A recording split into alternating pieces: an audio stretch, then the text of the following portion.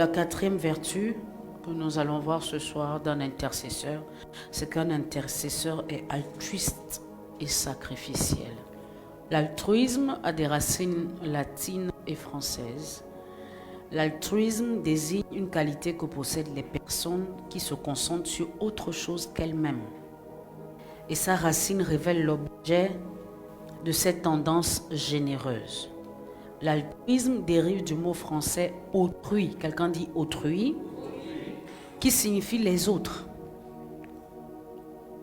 Autrui, à son tour, s'est développé à partir du terme ancien français autre, et qui vient lui-même du mot latin alter, qui signifie également autre. On va dire que l'altruisme, c'est faire preuve de générosité, de bienveillance, de dévouement envers son prochain. Alléluia. L'un des synonymes de l'altruisme, c'est le désintéressement. Quand quelqu'un est altruiste, ça veut dire que cette personne est désintéressée. Alléluia. Quand elle fait quelque chose, ce n'est pas avec un intérêt. Elle le fait parce que c'est sa nature. Elle aime, elle est généreuse, elle est bienveillante. Donc ce qui motive ses actions, c'est sa bienveillance, c'est sa générosité. Est-ce que vous êtes avec moi ce soir? Ce n'est pas d'abord parce qu'elle attend quelque chose en retour. Amen. Et il n'y a pas plus altruiste que Dieu. Est-ce que vous m'entendez? Dieu a aimé des indignes comme nous, des gens qui l'ont trahi, des gens qui n'ont pas eu d'égard pour lui. Il a aimé, alléluia, ces personnes-là, et il a envoyé son fils pour ces personnes-là. Est-ce que vous m'entendez? Et Dieu, vraiment, il n'y a pas plus grand preneur de risque que Dieu. Parce que le fait même que Dieu t'ait sauvé, ça ne dit en rien que tu seras bénéfique pour lui. Parce que certains d'entre vous, Dieu vous a sauvé, mais qu'est-ce que vous faites pour lui? Yeah. Donc c'est vraiment par amour. C'est vraiment par amour. Quand Dieu te sort d'une situation, ce n'est pas parce qu'il a d'abord un intérêt particulier. Ce qui est différent du service, parce que quand Dieu t'appelle, c'est pour que tu le serves. Quand Dieu te suscite, c'est pour le servir. Mais quand la sœur Fanny a partagé un témoignage par rapport à son enfant, c'était quoi l'intérêt de Dieu de guérir l'enfant? Parce qu'il est bienveillant. Il ne va pas guérir l'enfant et attendre quelque chose en retour de cet enfant. Est-ce que vous m'entendez? C'est sa nature. Il a dit, laissez venir à moi les petits enfants. Dieu est sensible aux enfants. Et il n'aime pas quand les enfants souffrent. C'est pour ça que si tu as le cœur de Dieu, naturellement, tu vas aimer les enfants. Donc, quand tu vois un adulte qui est pour mettre les enfants, lui là, Satan habite quelque part dans une chambre de son cœur. Moi, je n'aime pas les enfants. Non, non, ça, c'est pas le cœur de Dieu. Dieu aime les enfants. Alléluia. Et le contraire de l'altruisme, c'est l'individualisme ou encore l'égoïsme. Alléluia. Donc là, tout de suite, j'ai envie que tu fasses un bilan rapide en 2 minutes. Est-ce que tu es une personne altruiste ou tu es une personne égoïste? Est-ce que tu es une personne centrée sur toi-même ou bien tu es centré sur les autres? Quand on parle d'être centré sur les autres, c'est sans intérêt. C'est pas rendre les services parce que tu attends quelque chose ou bien parce que tu veux prouver quelque chose. C'est faire parce que tu es une personne aimante, tu es bienveillante, tu es généreuse, tu es désintéressée. C'est pour ça que quand en retour, on ne t'envoie pas la balle, tu commences à être amer. Une personne altruiste, c'est une personne qui est dévouée. Dévouée. On ne peut pas parler d'altruisme si on ne parle pas de dévouement. Et le dévouement est défini comme étant se consacrer à autrui de façon désintéressée, sans rien attendre en retour. Le dévouement, c'est se consacrer à autrui de façon désintéressée, de façon altruiste, sans rien attendre en retour. Et je vous assure, pendant que je préparais ce message, j'avais des temps de pause et de réflexion, d'observation. Et je me disais, est-ce qu'on trouve encore des personnes altruistes aujourd'hui? Des personnes altruistes dans l'église, des personnes altruistes dans nos familles. Quelqu'un a dit qu'il était parti dans un certain pays. Il s'est arrêté pour demander un renseignement. Là où se trouvait un certain endroit qu'il cherchait. Et le monsieur qui l'a croisé lui a dit, mon frère, tu as combien? Pour donner le renseignement. Alléluia. C'est à ce point que nous sommes arrivés où tu ne peux même plus demander un service à quelqu'un sans que tu ne proposes de l'argent. Tu ne peux plus appeler un frère pour dire, est-ce que tu peux me trouver 10 000? Tu es obligé de passer par l'option du prêt. Parce que dans ta tête, tu sais que si tu demandes 10 000, on ne va pas te donner. Mais si tu demandes un prêt, on va te donner. Vrai ou faux? C'est vrai que certains aussi ont un problème. Ils ne savent pas demander. Ils ne savent pas demander. La Bible dit demander et on vous donnera. Parfois, toi, tu peux demander les prêts alors qu'on peut simplement te donner. Alléluia. Maintenant, après, je ne dis pas que va être un quémandeur. Tu vas appeler tout ton répertoire pour demander à chaque fois 10 000. Ce n'est pas la volonté de Dieu pour toi. Est-ce que tu m'entends? Il arrive des circonstances où Dieu peut susciter des gens pour t'aider, tu demandes de l'aide, mais ça ne doit pas être un mode de vie, un style de vie. Hein? Donc, tu as la mendicité. Et à chaque fois, tu dois envoyer, comme je dis souvent, et ces personnes-là, oh my God, leur niveau de mendicité n'est pas de ce monde. C'est pas de ce monde. Ils vont concevoir un message. Ils vont répertorier 15 personnes. Ils vont envoyer le même message à 15 personnes. Et là où ça paye, ça paye. Alléluia. Et ils ont les fréquences. Là, quand ils t'ont envoyé ça aujourd'hui, ils vont rebondir dans 2 semaines. Qui les connaît? J'espère que vous n'êtes pas ici. Hein? Alléluia. C'est pour ça que nous devons travailler. C'est pour ça que nous devons faire les affaires. C'est pour ça que nous avons besoin de la bénédiction de Dieu. Pour que nous ne soyons pas des mendiants. Tu ne seras pas mendiant en 2025. Amen. Tu n'emprunteras pas, mais toi tu prêteras. Alléluia. Et tu n'arriveras pas, les phrases que j'entends là, je suis à sec. Ce n'est pas ta portion au nom de Jésus. Qui croit en ces paroles? Certains d'entre vous, la dernière fois que vous aviez connu la sécheresse, c'était en 2023. Et 2023 ne reviendra plus jamais. Ça veut dire que la sécheresse ne reviendra plus jamais. Donc quand ça s'apprête à finir, Dieu va ravitailler. Tu n'arriveras pas à un point où c'est zéro. Zéro est retranché de ta capacité financière. Dans le nom de Jésus, tu auras toujours des réserves. 1 Corinthiens 10, 24.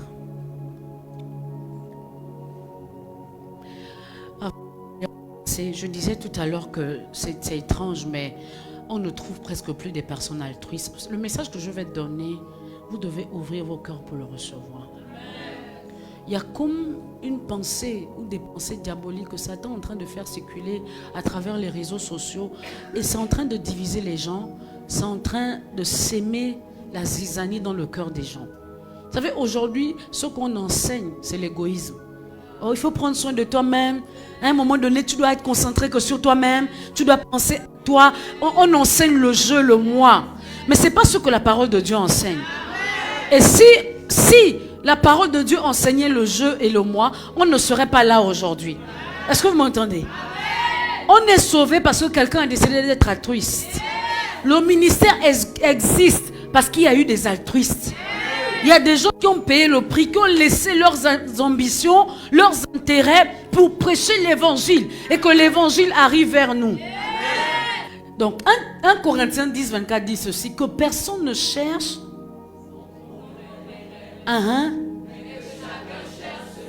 Lis ça 3 fois s'il te plaît.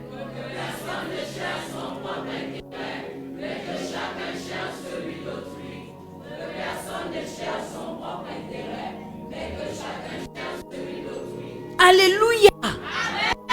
C'est dans vos Bibles ou c'est pas dans vos Bibles? La Bible dit que personne ne cherche son propre. C'est quoi cet évangile qui est où chacun doit se concentrer sur sa propre vie? Imaginez-vous s'il fallait que je me concentre sur ma propre vie. Est-ce qu'on serait là aujourd'hui? Hein? C'est-à-dire que je commence à penser qu'à moi-même. je dors toute la nuit, je fais ce que je veux, profite à moi, et bien j'avance. Ça veut dire que les malades ne seraient pas guéris, les possédés ne seraient pas libérés. Ça veut dire que des vies ne seraient pas données à Jésus. Ça veut dire que des vies ne seraient pas restaurées. Constamment, tu dois penser à comment je peux être une bénédiction pour mon frère. Comment je peux être une bénédiction pour les autres. Comment vie peut être utile pour quelqu'un d'autre.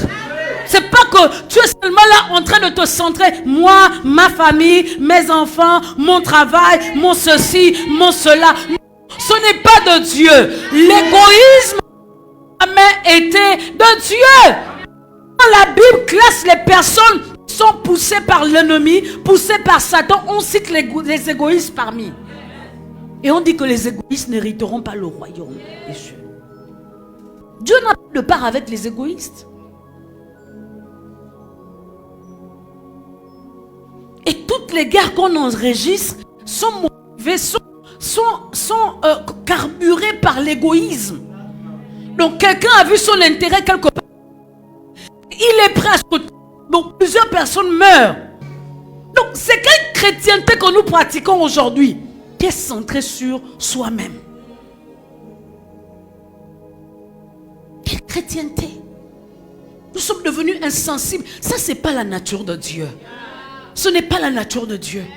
Moi, le Saint-Esprit, Dieu m'a parlé. Il a dit que cette année, je dois me concentrer sur moi-même. Je dois me concentrer sur mes projets. Ah, Dieu ne parle pas comme ça. Vous savez, les gens, ils ont la Bible dit malheur à celui qui prononce le nom de Dieu avec négligence. Certains d'entre vous, je vous entends parfois parler, toujours en train de parler, oh Dieu m'a dit, oh le Saint-Esprit m'a dit. Mais quand on évalue ce que vous dites, ça n'a rien à voir avec le Saint-Esprit. Attention, cette année, il faut faire attention. Faire attention. Jésus a dit, on les reconnaîtra par leurs fruits. Quand tu parles, on doit voir la nature de Dieu en toi. On doit voir le caractère de Dieu en toi. Yeah.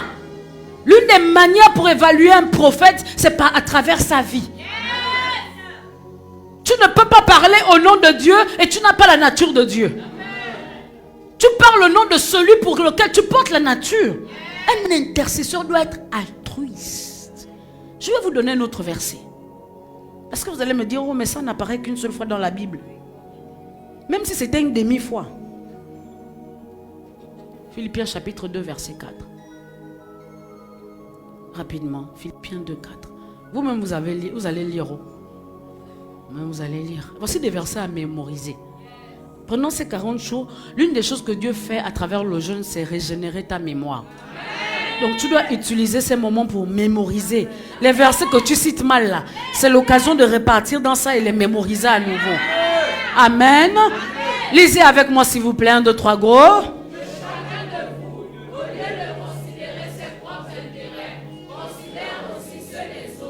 Alléluia. Yeah. Au lieu de considérer seulement tes propres intérêts, parce que quand la Bible parle de l'amour, la Bible parle de l'amour selon, c'est-à-dire que la Bible te prend comme mesure. On dit aime ton prochain comme toi-même. Ça veut dire que tu ne dois pas faire pour ton prochain moins que tu ne fais pour toi-même.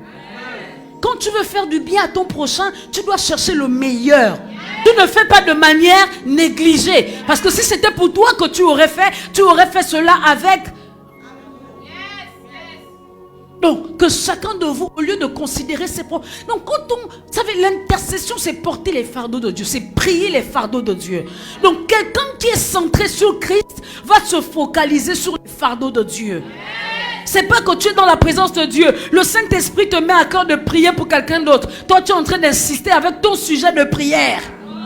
Ça, c'est pas l'altruisme. Parfois, Dieu va te dire, prie pour le salut des habitants de Nzayon. Toi, tu vas dire à Dieu, je ne trouve aucun intérêt. Je n'habite même pas à Nzayon. Qu'est-ce que je fais à prier pour Nzayon? Un intercesseur doit être. Parfois, Dieu va te dire, prie pour tes ennemis. Prie pour la personne qui t'a fait du mal. Un intercesseur doit être. Dieu va te dire, prie pour la personne qui ne croit même pas en toi. Qui ne croit même pas en la puissance de Dieu que tu transportes. Mais un intercesseur doit être. Parfois Dieu ne va pas juste te limiter à la prière. Il va aussi dire prends ton argent. Va faire ceci pour telle personne. Et tu ne vas pas dire à Dieu, l'argent que j'ai dans la poche là, c'est déjà prévu, c'est déjà calculé. Entre toi et Dieu, qui sait mieux faire les calculs? Qui a créé les calculs? Un intercesseur est altruiste. Est-ce que vous m'entendez? Et le monde est en train de dépérir parce que ces vertus ne sont plus. Nos familles sont en train de se dégrader parce que chacun s'occupe de ses enfants, de sa petite famille. Quand l'autre a les problèmes, tu ne portes pas les problèmes de l'autre dans la prière. Tant que ça ne m'arrive pas. Acte chapitre 20, verset 24. L'apôtre Paul dit ceci. Pour moi, ma vie ne compte pas. Acte 20, 24. Et que Dieu nous donne des hommes comme l'apôtre Paul. On ne pourra pas expérimenter des dimensions de Dieu si on n'est pas altruiste. Les hommes qui ont marqué leur époque, c'était des altruistes. Il dit, mais je ne fais pour moi-même aucun cas de ma vie. Donnez-moi un peu la version parole de vie, je vais voir ce que ça donne. Comme si elle m'était précieuse, pourvu que j'accomplisse ma course avec et le ministère que j'ai reçu du Seigneur Jésus-Christ d'annoncer la bonne nouvelle de la grâce de Dieu. Donnez-moi ça en version parole de vie. Il dit quoi?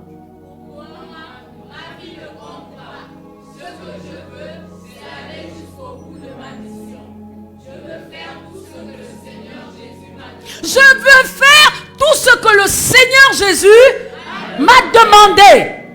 On n'a plus des gens comme ça de nos jours qui sont capables de faire ce que Dieu leur demande de faire.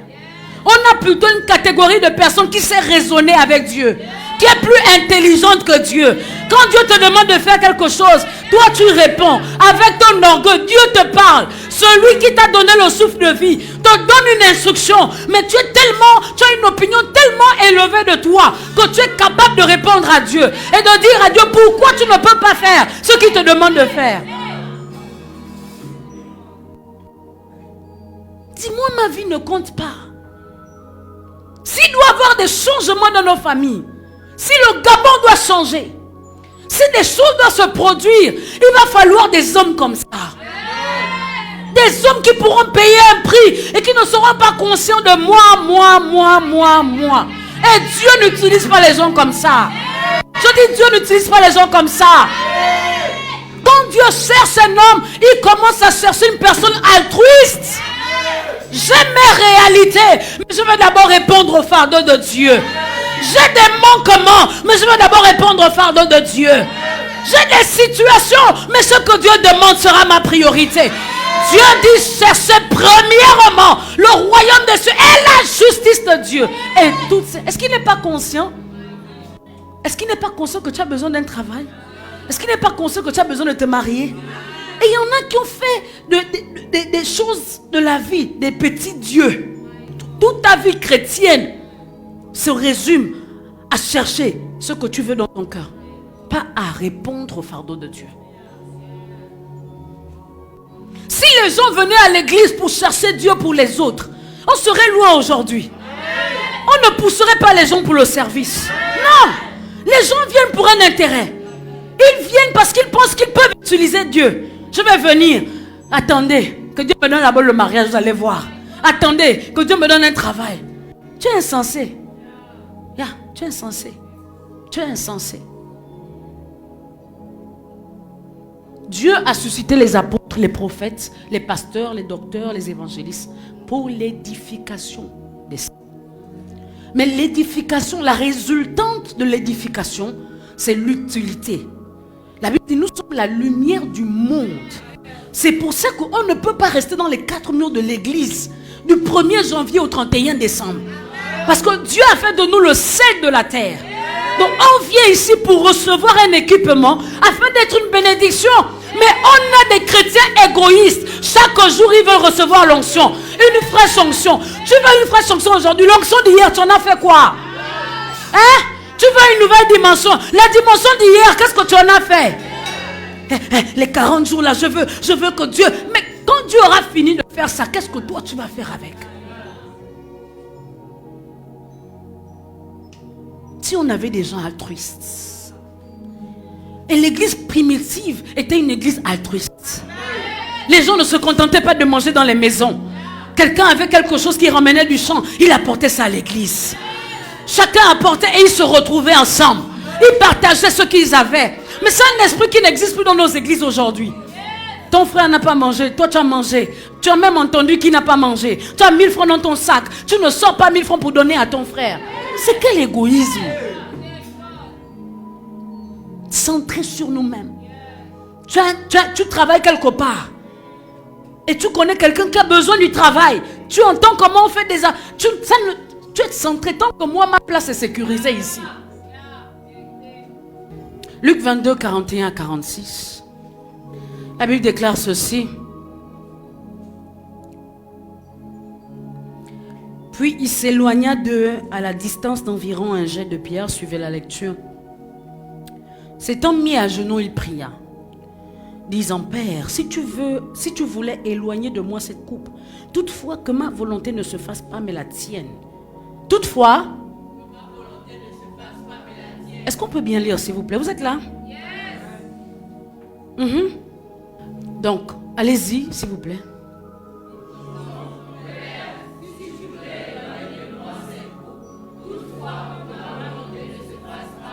Mais la tienne. Amen. Voici on ne va pas lire jusqu'au verset 46 à cause du temps. Mais voici la prière que Jésus a dû faire. C'est dans un jardin que l'homme a vendu son autorité à Satan. Le jardin d'Éden. Et il était question que Jésus restaure cette autorité au jardin par le pouvoir de l'intercession.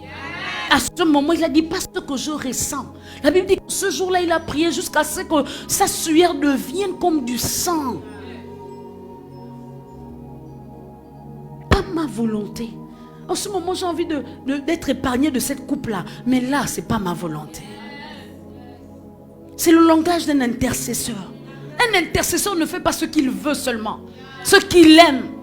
Il fait ce que Dieu veut. Si Dieu dit que pendant un mois, tu te réveilles à 3 heures du matin. Et là, je m'engage dans la partie sacrificielle de l'intercesseur. Parce que l'altruisme introduit le sacrifice. Quelqu'un d'altruiste, c'est quelqu'un qui sait sacrifier pour les autres. Un intercesseur est sacrificiel. Il sait se sacrifier dans la présence de Dieu. Il sait rester là. Vous savez, l'un des travaux, quand on dit que les pasteurs ne font rien de leur vie, je ne sais pas de quoi les gens parlent. Certains d'entre vous, je vous ai déjà fait prier 10 heures, 20 heures. Certains n'ont même pas tenu, ils sont allés dormir. Mais ça, c'est le travail de quelqu'un tous les jours. Et on dit qu'il ne fait rien de sa vie. Prier, c'est un travail. Parfois, tu es assis dans la même position pendant 12 heures de temps. Le dos. Tu t'allonges. Il n'y a pas de position qui peut arranger. Quand tu es debout. Mais c'est ça, c'est un travail. Prier, c'est un exercice spirituel. Est-ce que vous m'entendez? C'est un travail. C'est un travail. Quand tu dis oh, les pasteurs ne font rien de leur vie. Parce que c'est la prière là qui décante les situations. C'est la prière. Jeûner, ça demande du sacrifice. Parfois, tout ton corps te dit arrête le jeûne.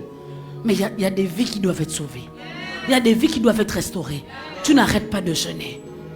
Tu dois être réveillé la nuit pour prier pour les autres. C'est du sacrifice. Vous-même, vous savez comment le sommeil est doux à 3 heures du matin. Vous savez, 4 heures. C'est doux. Mais il y a quelqu'un qui a décidé d'être altruiste. Sacrifier ses heures de sommeil. Donc pendant que c'est doux pour toi, cette personne paye le prix. Préparez l'enseignement, bien-aimé. C'est pas simple. Certains d'entre vous, un jour, je vais vous tester. C'est pas simple. Ça prend des semaines et des semaines. Des heures et des heures. Et on n'est jamais prêt. Ça prend de l'énergie. Donc, quelqu'un fait ce travail-là tous les jours. Tu dis à quelqu'un, si tu vas enseigner aujourd'hui, la personne fuit. Alors que c'est le travail de quelqu'un tous les jours. Depuis 20 ans, depuis 10 ans, depuis 30 ans. Je vous parlais hier d'aller gagner les âmes. C'est pas simple. C'est pas simple. Te mettre sous le soleil, tu dois convaincre à quelqu'un pour son propre bien. C'est son propre bien. S'il accepte Jésus là, il ira au paradis. C'est son propre. Mais tu dois supplier quelqu'un. Supplier.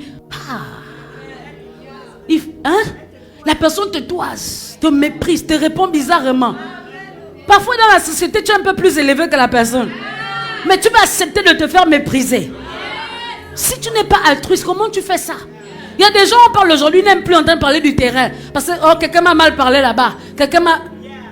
Tu es encore centré sur toi-même. Prends de tes finances, de ton matériel, pour le mettre au profit des âmes. Ça demande d'être altruiste. J'ai vu des gens lâcher. Parce qu'à un moment donné, ils étaient conscients d'eux-mêmes.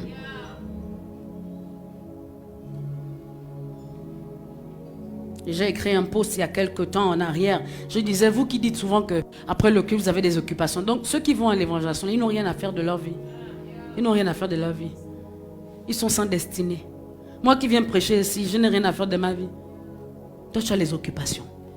Et certains d'entre vous, vous craignez même, vous respectez, vous honorez plus votre patron au travail que Dieu. Parce que quand Dieu vous donne un travail à faire, vous ne stressez pas. Vous tirez les pas. Si ton patron t'a dit, fais-moi ce travail, rends-moi ça demain, tu ne vas même pas dormir toute la nuit. Ça montre et ça révèle où est-ce que ton honneur se trouve.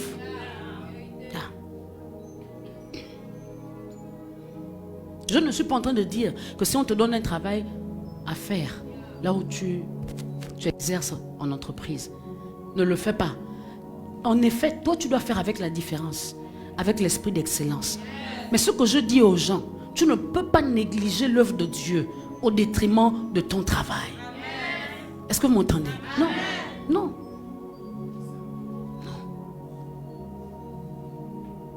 Et certains d'entre vous, vous êtes en train de jeûner 40 jours. Après, vous allez encore retomber dans le péché. Donc, vous allez abandonner Dieu pour quelqu'un qui vient coucher avec vous chaque année et qui ne continue pas de vous honorer. Je suis trop dur, hein? Le même gars là, il attend que tu finisses là-bas le jeûne, que tu te tortures dans le jeûne. Il va apparaître avec l'esprit de séduction. Tu vas encore te retrouver en train de pécher avec lui. Faire avorter tout ce que tu as investi dans le monde spirituel. Le même gars là, mais il ne t'épouse pas depuis là. Chaque année, il vient seulement te déshonorer. Après, il va ailleurs. Il fait son travail. Je suis en train de parler à quelqu'un. Puisque tu lui as donné tellement d'importance que tu ne peux pas honorer Dieu.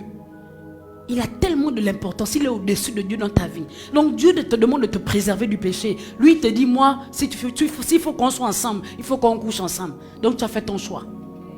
Tu as fait ton choix. Tu as laissé Dieu. Attention. Je parle à quelqu'un. Ézéchiel 33, verset 6. Alléluia. On dit quoi?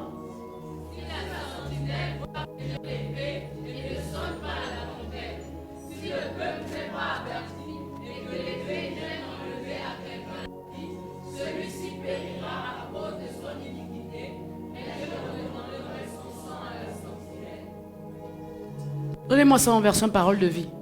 Si tu es sentinelle, si tu es intercesseur, ce verset, tu dois le garder précieusement. On dit quoi? Mais voici ce qui peut arriver. Lisons ensemble. Mais voici ce qui peut arriver. Le guetteur voit venir les soldats ennemis. Ils ne sonnent pas de la trompette et le peuple n'est pas averti. L'ennemi arrive et tue quelqu'un. C'est la faute du guetteur et je lui demanderai des comptes pour cela. Remettez la version lu second.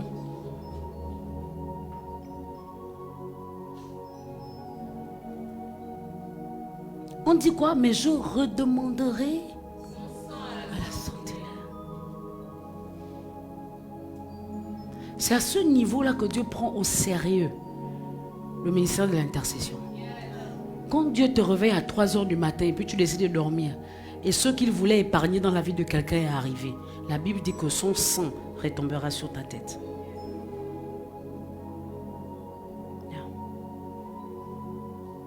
Ça, c'est la vérité de la parole de Dieu. C'est la vérité. Quand Dieu te donne une mission, il te demande de faire quelque chose. Et tu ne fais pas ça. Quelque chose arrive à cette personne-là. La Bible dit le sang de cette personne retombera sur ta tête. C'est pour ça que parfois, j'ai une image que j'ai de... Il y a une image que j'ai envoyée aux médias. Est-ce que vous pouvez me la poster sur l'écran, s'il vous plaît? Hier, vous savez, parfois quand je me tiens ici et pour juger les œuvres des ténèbres dans la vie des âmes, les gens pensent que c'est trop dur. Mais c'est pas trop dur de voir une âme périr à cause des activités sataniques. Vous voyez cette image? Qu'est-ce que ça vous dit? Regardez tous les loups là. C'est une réalité spirituelle, hein. C'est juste que certains d'entre vous n'avez pas les yeux. C'est une réalité. Tous les démons qui en veulent à ta vie. Regarde comment le berger se positionne pour protéger. Il saigne même le berger. Il saigne. Parce que tout berger saigne. Dans la vraie vie même, tout berger a pris des coups. Donc, il est en train de protéger la brebis. La protection, ça peut être spirituel par la prière. Ça peut être physique. Quand je me tiens ici et je parle contre ceux-là qui veulent atteindre les âmes du Seigneur, je suis en train d'exercer une forme de protection sur les brebis. Hier, quand j'étais ici, j'étais en train de traiter avec quelque chose. Parce que dès que quelqu'un vient ici, Dieu me tient responsable de l'âme de cette personne. Et si quelque chose arrive, Dieu va me demander des comptes. Mais certains d'entre vous qui sont envoyés par Satan et qui se laissent utiliser par Satan, quand Dieu envoie une âme que toi tu n'as même pas gagnée, quelqu'un d'autre est allé gagner cette âme, l'a emmené à l'église, la parole de Dieu a commencé à pénétrer dans la vie de toi, tu prends tes pieds pour aller s'aimer la zizanie, le découragement dans le cœur de cet homme. La Bible dit que son sang, cette personne qui est repartie dans le monde, cette personne qui s'est refroidie à cause de toi, la Bible déclare que son sang retombera sur ta tête. Son sang. Et une âme est précieuse aux yeux de Dieu. Il y en a qui ont l'art de détruire là où ils n'ont pas bâti.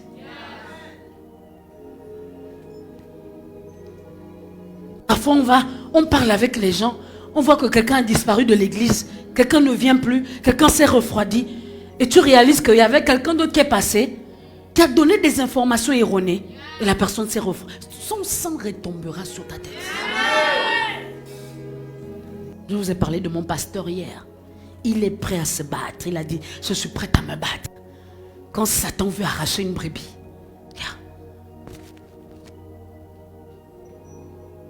Donc un intercesseur est sacrificiel. Est-ce que je peux annoncer quelque chose? Certains d'entre vous, vous entrez dans une dimension supérieure de sacrifice. Dieu ne va plus vous traiter comme des bébés spirituels. Dieu va être exigeant avec vous. Au point où quand il te demande quelque chose, il te demande de faire quelque chose et que tu ne fais pas, il va déranger ta vie. Les bébés, il ne fait pas ça avec eux. Mais ceux qui commencent à grandir, moi j'ai vu des domaines de ma vie être paralysés parce que je ne fais pas. Je me rappelle quand Dieu m'a dit, va à l'école biblique parce que tu dois être pasteur. J'avais dit non. Moi, mon projet avec Dieu, quand il m'a parlé la première fois, c'était l'évangélisation. J'ai dit à Dieu, je vais tout faire, mais être pasteur, jamais. Never. Donc quand Dieu m'a parlé, j'ai traîné 6 mois. Pendant 6 mois, mes études étaient suspendues. L'argent ne venait de nulle part.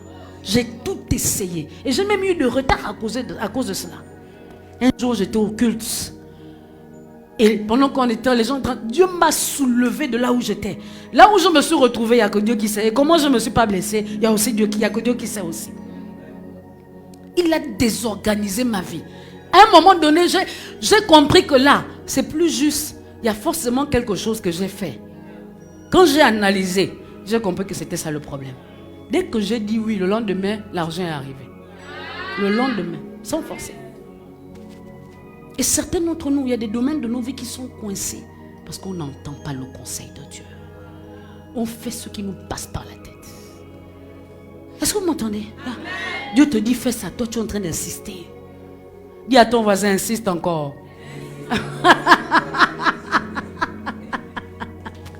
Le voisin te dit quoi? Il capitule lui bien, il fait comment? Alléluia. Je suis en train de parler prophétiquement à des personnes ici. Alléluia.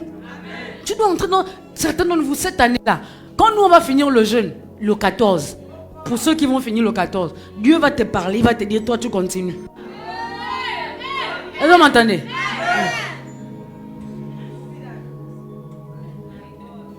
Parce qu'il y a, comme je vous ai dit, certains d'entre vous êtes enceintes de la délivrance de votre famille. Et tu ne peux pas t'arrêter. Tu ne peux pas faire comme tout le monde. Il y en a que Dieu peut pousser à faire des choses. Ça dit que ton sacrifice ne sera pas mon sacrifice. On a des sacrifices d'ensemble, mais certains d'entre vous, financièrement, cette année, Dieu va vous dire sème. Tu as fini de s'aimer, sème encore. Tu as fini de s'aimer, sème encore. La seule voix que tu vas entendre, c'est sème. Sème. Quand il y a un besoin, il va appuyer ton cœur, sème. Sème. Mais Dieu, je dois faire sème. Est-ce que tu entends?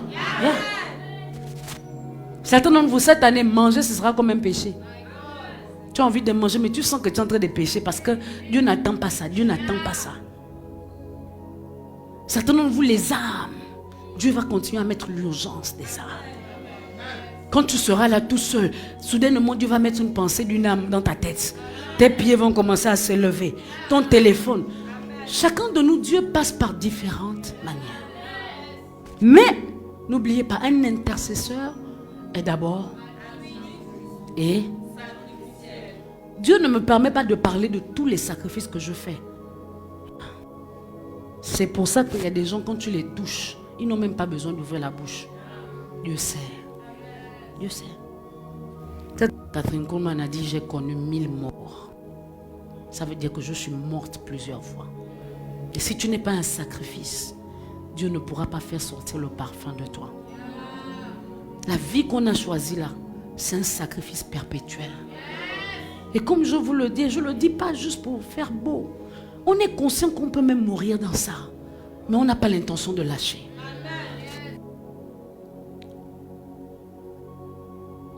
Si tu es ici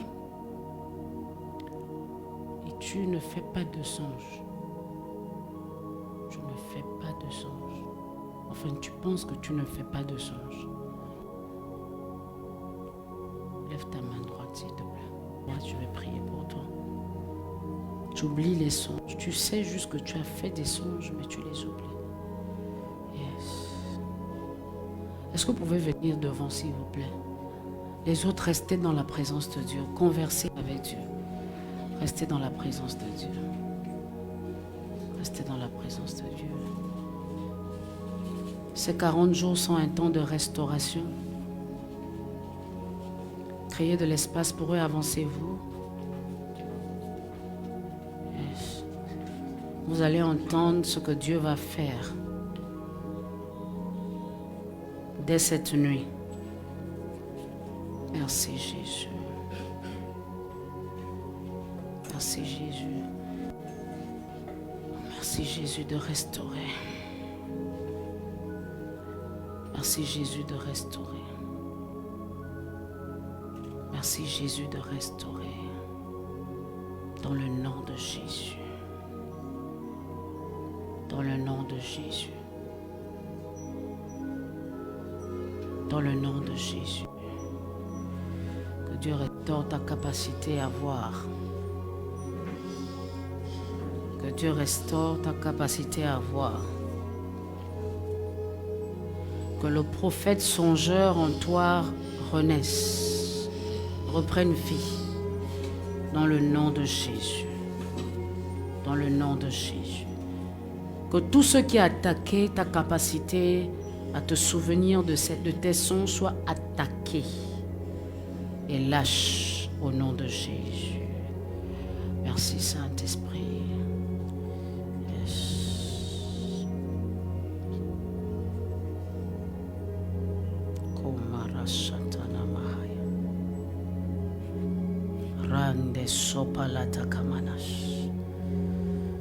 Lâche au nom de Jésus. Lâche. Yes. Lâche, lâche, lâche, lâche, lâche, lâche, lâche. Lâche au nom de Jésus. Lâche.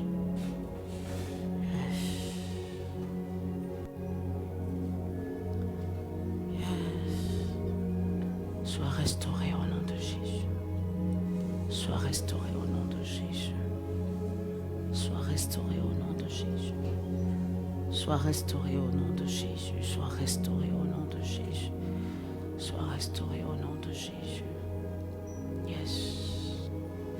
Par la puissance du Saint-Esprit. Sois restauré. Que tout ce que tu as consommé qui est responsable de cela, libère ta vie maintenant au nom de Jésus. Yes. Yes. Lâche-la, lâche-la, lâche-la, c'est négociable. Lâche, lâche. Lâche-la. Yes. Et tout ce que tu as déposé en elle, tu sors avec. Tu sors avec. Tu sors avec. Je dis tu sors avec. Maintenant. Maintenant. Maintenant. Don't hold her like this. Maintenant. Laissez ses mains. Il n'y a rien qui se passe là. Laissez ses mains. Lâche. Ne perds pas mon temps. Je demande de lâcher.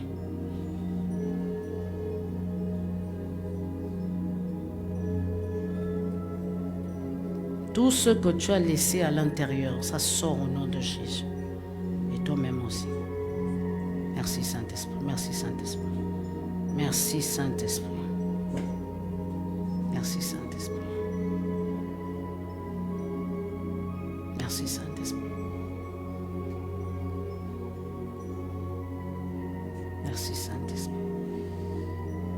Merci Saint-Esprit. Merci Saint-Esprit. Merci Saint-Esprit. Merci Saint-Esprit. Tout ce qui est responsable de cela, lâche. Lâche totalement, lâche totalement, lâche totalement. Au nom de Jésus. Dès ce soir, que sa capacité à voir soit restaurée.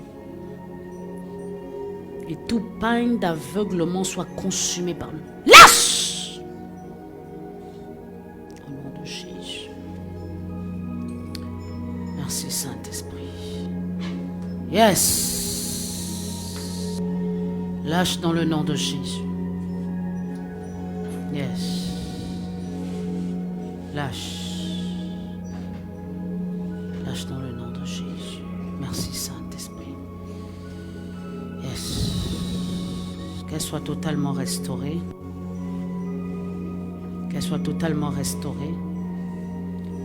Qu'elle soit totalement restaurée dans le nom de Jésus. Je déclare que dès ce soir, sa capacité à retenir les songes est restaurée. Et toute forme de confusion cesse au nom de Jésus. Merci, précieux Saint-Esprit. Merci, Jésus. Merci, Jésus. Merci, Jésus. Merci, Jésus. Merci, Jésus. Merci, Jésus.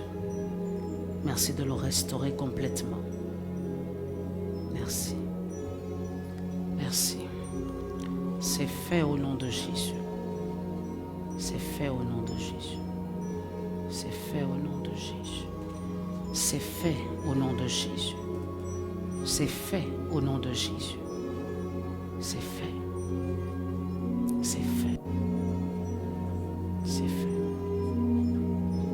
Yes. Dans le nom de Jésus. Dans le nom de Jésus. Yes. Tout esprit des eaux qui est responsable de cette activité, lâche prise maintenant. Yes. Esprit des eaux, tu m'entends? Tu pars au nom de Jésus. Tu pars et tu lâches. Tu lâches sa vie et tout ce que tu as retenu. Tu lâches sa destinée. Au nom puissant de Jésus. Au nom puissant de Jésus. Au nom puissant de Jésus. Au nom puissant de Jésus. Merci Saint-Esprit. Je pense que j'ai déjà prié pour lui. Merci Jésus. Yes. Si j'ai fini de prier pour vous, vous pouvez repartir à votre place. Merci Jésus. Merci Jésus. Merci Saint-Esprit. Merci de la restaurer par ta puissance. Au nom puissant de Jésus. Amen. Merci Jésus. Alléluia. Alléluia. Il y a quelqu'un qui fait souvent des songes, c'est répétitif. C'est comme s'il y a les ténèbres autour. À chaque fois que l'endroit est toujours rempli de ténèbres. L'endroit est toujours rempli de ténèbres. Ténèbres. l'endroit est souvent rempli de ténèbres. Même si tu es à l'extérieur, l'endroit est souvent ténébreux. Qui est cette personne? Le Seigneur m'a montré ça. C'est toi? Viens, je vais prier pour toi.